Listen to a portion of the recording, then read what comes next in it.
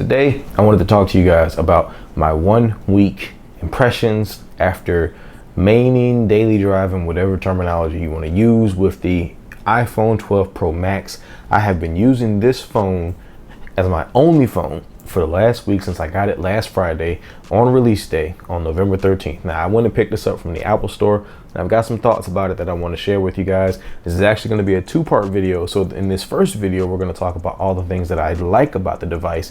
The next video that I'll put out will be all the things that I dislike about the device. So in this one, I'm going to go over real briefly the 5 things that I like about this video, that I like about this phone.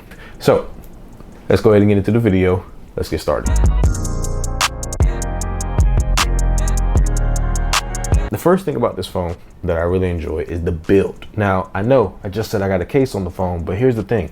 The build on this phone feels really good. A lot of the reviews that I watched of the 12 Pro and the 12 led me to believe that I may have made a mistake in trading in my 11 Pro or moving away from the 11 series with the curved design. But I gotta tell you, man, the square design and the flat edges of this device feel amazing. I much prefer the design of this over last year's 11 Pro Max because it just feels that much better to hold in the hand. Now, as you guys can see, I'm going to go ahead and move into the second thing that I like about this phone is this color. This is the Pacific blue color, and I gotta say this thing is the most beautiful phone I've ever held, period.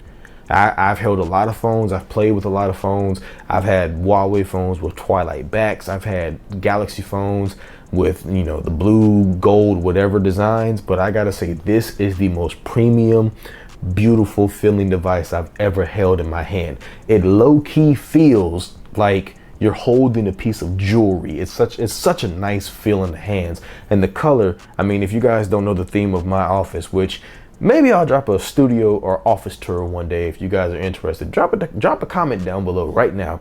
Let me know what you guys like to see what my studio or my pseudo studio looks like. But blue is a part of the theme.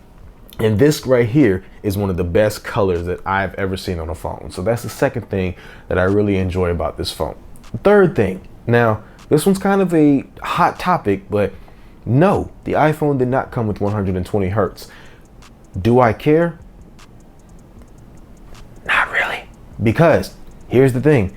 iOS is so smooth with its transitions and animations that I sometimes forget that I'm using a phone that does not have a 120 hertz display. That's not cap, that's just facts. Because this is such a smooth display. iOS has continuously, time and time again, shown me and shown its users and shown people that it doesn't need double-digit RAM figures in order to make the phone run smooth or seem smooth. It doesn't need a high refresh display to make the phone look smooth. They have been doing it and killing it for years with just a 60 hertz display. And Apple proved this year that while a lot of people, myself included, were a tad bit frustrated that we weren't getting a 120 hertz display, I think Apple really came out this year and just said, we're going to show you why you don't need it. So kudos to Apple for showing us and giving us a device that, I mean, just looks amazing and flows so smooth when you're using the device. Now, moving on to the fourth thing that I really like about this device is the battery life. Now, anybody who had an 11 Pro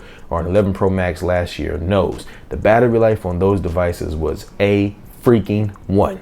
Right? A freaking 1. There was nothing that anybody could say negative about those devices. Those batteries were amazing. And with the 12 Pro and the 12, I saw some videos and I saw some things online that had a little bit of rumble indicating that the battery may not have been that good this year. But you gotta ask yourself, what are you looking for when you add a device with 5G and you add an OLED display to the 12 instead of the LCD like we had on the 11 last year? So therefore, I wasn't really too shocked at those batteries. It was the 5G and the big battery that concerned me, but I gotta say this battery is performing like a champ. With 5G and navigation on, it will drain the battery fast, but what device won't? But without 5G, if I just run straight LTE, this thing easily can get me through 2 days with one charge. Easily. I'm single-handedly easily charging this thing, if not every night, every other day, because of the fact that I just don't believe in having my phone plugged up all the time, even when I'm at work. So the battery on this device has been amazing. I don't really use screen on time as a metric for battery. I'll just say that the battery is easily getting me through a 12-hour workday with at least 50% left on the battery by the time I get home from work. And I drive trucks for a living, so do with that as you will. And the last thing that I gotta say about this phone, going into number 5, the cameras. Now, the 12 Pro has a great camera system. I haven't used one, but there's plenty of videos out there. You want to go look at it, go watch one. 12 Pro has a great camera. However, the Pro Max, this thing has been such a beast with photography. Now, I want to do a deep dive into it, but I'm just not the best. I sometimes feel like my camera videos don't look that good, so like I'm just kind of not really sure if I want to go down that path. But I will say that from my eyes and my experience, I'm using a Sony a6400 with the Sigma 30mm to record this video. I'm still learning that camera and learning to get the best quality out of that camera, recording in 4K. But with this, I feel like it's so simple to just whip this phone out, press record in 4K, 30 frames per second, and just bam.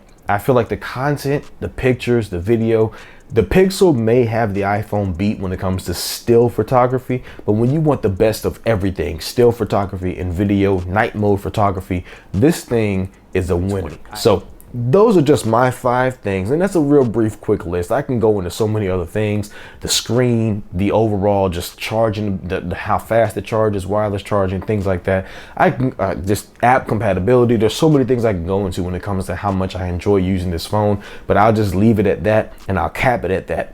The iPhone 12 Pro Max single-handedly is my favorite piece of tech, my favorite phone that I have bought this year. Mind you, I haven't gotten my hands on a Z Fold 2.